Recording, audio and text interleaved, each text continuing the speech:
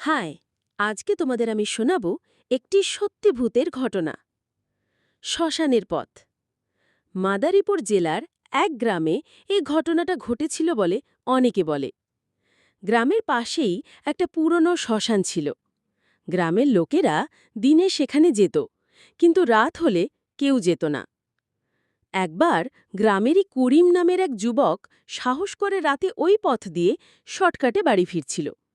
চাঁদের আলোয় চারপাশ অন্ধকারে ঢাকা। চলতে চলতে সে হঠাৎ শুনল কারো পায়ের আওয়াজ তার পেছনে আসছে।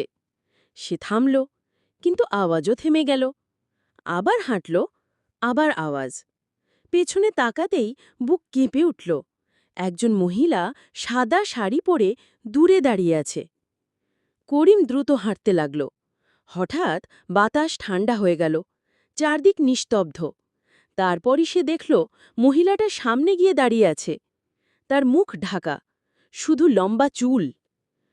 করিম দৌড় দিল, কিন্তু পেছনে স্পষ্ট শুনতে পেল হাসির শব্দ।